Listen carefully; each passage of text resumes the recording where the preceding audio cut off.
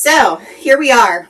Welcome to my channel. My name is Genevieve and this is Thunderbird HandCrafted, and this video is more of a follow me sew. Was way too long in creating these applique tomato pants for me to do a tutorial, but I wanted to share the process with you.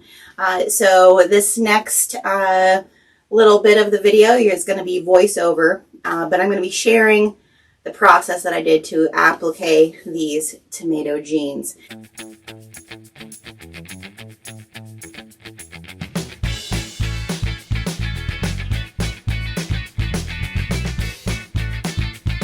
Now the jeans are from Amazon because once you find a pair of jeans that fit your curves, those are the jeans you purchase.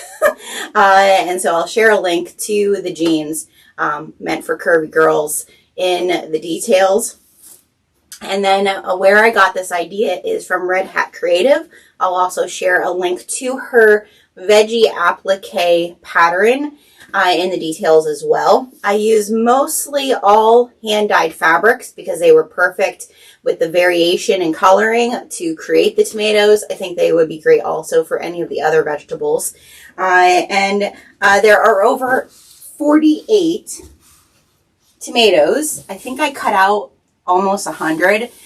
So I still have a few left to create more, but this is the only way I think I could share without going outside and taking a picture here within the creativity corner for you to be able to see the full tomato-ness of these jeans. If you are new here, please hit that subscribe button. Make sure you're liking, you're sharing, and commenting below. Let me know if these are something that you would create or you would want to wear yourself. And let's get to the full follow along with me sewing experience of these tomato applique jeans. So we're first starting with the pants. There they are. Like I said, the link to them, they're from Amazon. They are in the details. Then I have this oh my god size of heat bond, 75 yards of it I got during the pandemic. It came into perfect use, and of course our pattern from Red Hat Creative. What I loved about doing this, and especially these applique veggies, is that my dyed fabric in a variety of the different bases was perfect for this project. I actually had red from the fall, I had a yellow-orange from the fall, I had a green that we just released in the new year, so it was perfect. I adhered the heat bond to the back of each of my different pieces of hand-dyed fabrics, and I use a variety. I use denim, I use corduroy, I use some linen cotton canvas, some sailcloth, and even some Kona. So I just adhered that heat bond to the back to get myself started so that I would be able to trace out my tomatoes. Once I had all of my heat bond adhered to the different colors I was going to use, I then took my applique pattern, and I had printed that off in 4 different sizes. I actually enlarged it to 120, and then I went all the way down to 50%. So I traced out as many as I thought I was going to need, cut those all out by hand, and it definitely took me some time. I think this was a little over 2 hours of work to cut out a little bit over 100 different tomatoes, but it's so worth it. I used my new light board from Caterpillar, and it was super helpful. When I needed a break from the tomatoes, I knew I needed to rip out a side seam of these pants, and what I did is I sat and while my husband watched YouTube videos of people fixing equipment or doing sawmilling, I ripped out the crotch of this pants. Future me tip, or a tip for you. If you decide to make applique jeans, I would encourage you to decide not to want to have your applique along the outside seam. The reason that I had to rip out the inside seam, which is your French seam, is because I wanted my tomatoes to go over the edge, which you'll see in this next video coming up where I'm placing them. In the future, I would encourage you not to do that because the French seam, when jeans are constructed, are the first seams that are sewn. because the outer seam is not sewn yet, and that's the seam that's serged. So again, future me would choose to not care that my applique isn't over the outside seam, and I would rip the outside seam instead of the inside seam, and you'll eventually see why. Just so you know how long it took me to rip out this French seam, it was over an hour. Yay! Before I decided to lay out my tomatoes, and at this point I hadn't ripped the entire crotch out, but then I had to. I ironed everything first. This is just one leg that I'm showing here. I had cut out enough that I thought I would do both legs with all of these tomatoes. After I showed my daughter the one leg done, she was like, "Are you going to do the whole other leg?" And I was like, you know what, maybe not. I could have, but like I said, I cut over 100 of them. But I just wanted to lay everything out so I could see it and kind of position them where I wanted them to be. Again, this was all done on my floor, small creativity corner. And so what I did, once I had them all laid out where I wanted them, I ironed them from my floor. My Caterpillar glass top, this came in handy a lot because that's what I used on the floor to iron them all down. So here you're seeing me just moving them and positioning them to iron them down the way I want them. I tried to stagger them the way I liked. I chose not to iron the tops on first because I decided I wanted to applique the tomato piece and then do free hand quilting with my machine quilting for the tops. So that's what I decided to do, and this took a decent amount of time. I think this took over an hour to just position them and iron them all. So there you have it. That's the next step, is organize your applique. Seriously? Hi.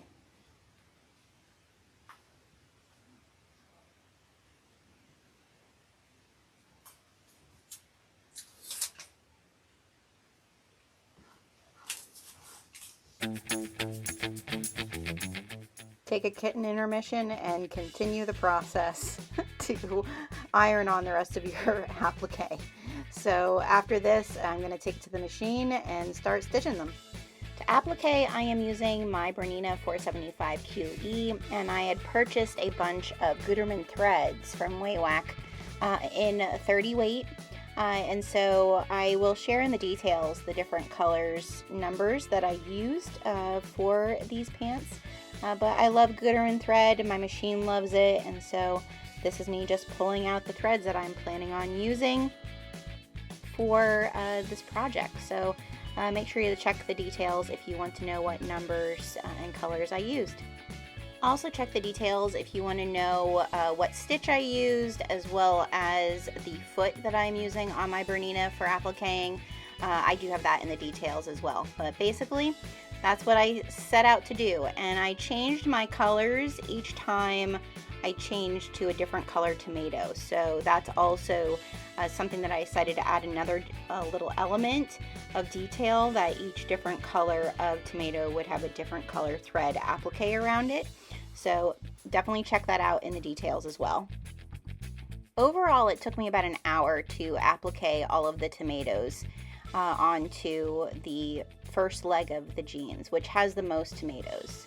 And like I said, I did change out my colors each time that I was changing the different color tomato. I really enjoyed this process. I actually really love the applique process, and I'm definitely going to be doing it on more things. But yeah, it took me a little bit over an hour to do these first tomatoes on the first leg. So definitely, if you enjoy applique, I'd love to hear from you in the comments.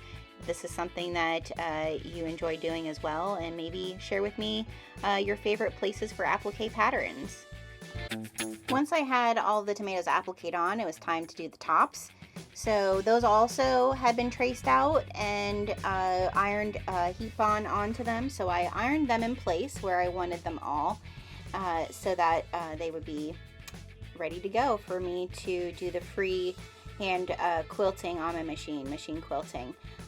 Again, I'll share the foot for my applique for my Bernina, and I'll also share the foot for the machine quilting in the details for you, so that if you have a Bernita as well, you're able to snag them. They are not cheap, let's just say that. It definitely was an investment, but I've used both of them so much now, it was definitely worth it. When it came to doing the quilting part, I decided to use green as all different colored greens for the different colored toppers. You also see that I used some print for these. I only did like 2 or 3 print tomatoes, but I did use the Pyrex check that we have on our website for some of the toppers. I thought it just added a whole other dimensional element, and it turned out actually really, really cool that I was able to use that Pyrex check print in the shirt that I appliqued as well. So that's what I did. I just used my free motion quilting foot on my machine to stitch around to hold all of those toppers down. And here's where you can see I'm so excited that I have one leg done. I actually had planned to just do the one leg and be finished for that evening. But once I had one done, I couldn't go back because it looks so good. So this is where I showed my daughter, and then we made the executive decision that I was not going to put as many on the second leg, that I was going to make it a little bit more abstract. So but yeah, it turned out so good, you guys. So I highly recommend, if you're planning to applique some jeans this year, to make sure you set the date for yourself to do it. Alright, so now on to the second leg. By this point in the evening, I decided I was not crawling back down on the floor. So I decided to iron on my little groupings of tomatoes on the second leg right there from my ironing mat. So that's what I'm doing. I kind of staggered the one side, and I put some up by the pocket. I put a little bit on the bottom of the back leg, and then a little bit right next to my back pocket, so I could still slip my phone in, but it has a little bit of an overlay there. So that was what I decided to do. Again, I put the tomatoes down first so that I could applique them, and then added the toppers second so I could do the free motion quilting. You'll see here how I'm adding my back two pocket tomatoes. Many of you know that I am not a usual night sewer, but I'm telling you what, this type of sewing, from FPP to appliquing and free motion quilting, I actually love it. I like doing it in the evening. So I feel like my Caterpillar light board has helped a lot because it adds so much more light in that area.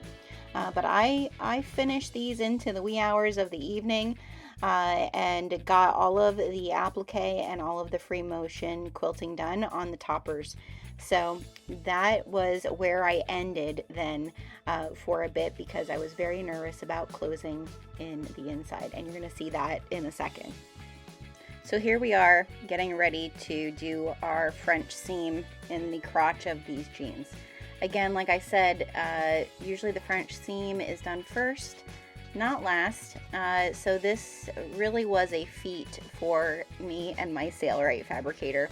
I am using the golden wheat thread from Saya Swag because that pretty much matched the color that was on the jeans, because your French seam is always almost like a top stitch. So here you can see I have things pinned together. So you're laying your fabric for a French seam. I have it turned inside out. I'm laying the right side onto the wrong side about a 1/2 inch, and I want to sew along the seam that's towards my left hand, okay, right along the edge. The applique definitely made this harder because it's stiff, but you'll see as we go here that it definitely gets harder and harder, because underneath I don't want to sew my pants together, as in like the wrong place together. So it's a lot of finagling, doing small amounts as I go, laying that one piece of the seam over top of the other and stitching down. So you can see here I do have a video over on my Instagram showing how to do a French seam, but here we go. It takes me a fair amount of time to get this done.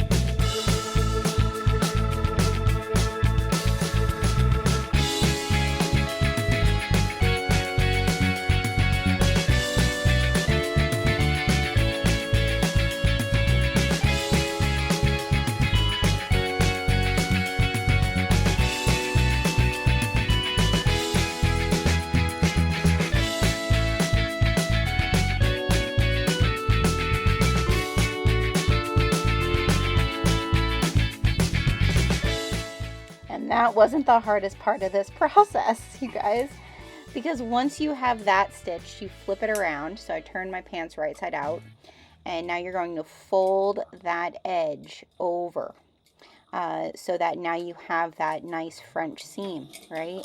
So now I need to top stitch the first line of top stitching all the way down through,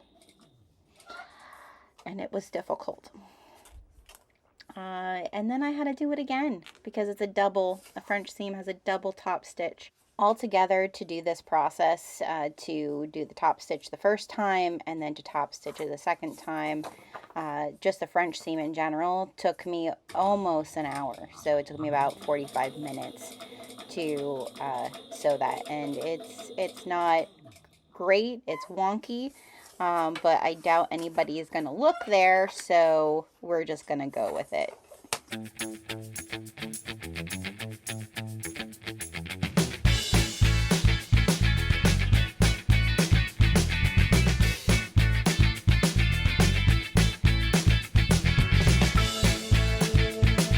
And that's a wrap on the tomato applique pants. Like I said, if you enjoyed this, follow along sew with me in what I'm doing behind the scenes. I would love for you to like and subscribe here to my channel because I'll be sharing more of these throughout this year. Also, make sure you're following me over on Instagram because I do share in my highlights my apparel sewing journey that I am working on getting better at this year in 2026. And if you are on your own apparel journey, I hope you will share with me how you're doing in that. Again, if you check out the details of this video, I do share Red Hat Creative to follow her to be able to get the applique veggie pattern. My dyed fabrics, I think, are perfect for this because they're all variegated in colors. So remember that our dye drops, our monthly dye drops happen on the 10th of every month. 8 o'clock Eastern time for everyone, 7 o'clock Eastern time early access. For my Patreon members, if you're a Cozy Creative up, you do get early access by 1 hour to my hand-dyed fabric drops, which I'm so excited to see if this is something you're going to do, what you do with it. The other thing that we will be sharing that I didn't share in this behind the scenes, so follow along, is the tutorial for this FPP applique t-shirt. I was going to just share this as part of the behind the scenes, but then so many of you said you want to do one of these. I do think our analog revival collection of prints that we have over on our website will be perfect. We do have our entire gardening veggie collection there, but we also have other crafty fabric inspiration there, like embroidery fabric and sewing fabric and crocheting, art, all the different hobbies you could think of. And I think it'd be really cool to see people create this applique shirt using that. Again, I hope you enjoyed this. I had an amazing time making these. 7 hours recorded in total. I think there's probably more time than what I recorded in these pants, but I'm excited to wear them throughout the spring season. But definitely to QuiltCon. So if you're going to be at QuiltCon and you see my tomato pants swooshing through the crowds, come and see me. I'll be there in February, and then we'll also be at the Lancaster Quilt Show as well in March. Again, thank you for joining me here on Thunderbird HandCrafted. Remember, please like, subscribe, share. I'd love if you would leave a comment. Even if you have no comments about the process or anything like that, I hope you'll share with me, do you have a favorite tomato recipe that you do over the summer? Because that's one of my favorite things in the summertime is a fresh tomato for my garden and different ways to use it and make it. But there's nothing like a fresh tomato sandwich in the summertime. And the whole time I was making these, that's what I was thinking about. So I hope you enjoyed this. And as always, remember, stay cozy, stay crafty, and I'll see you next time.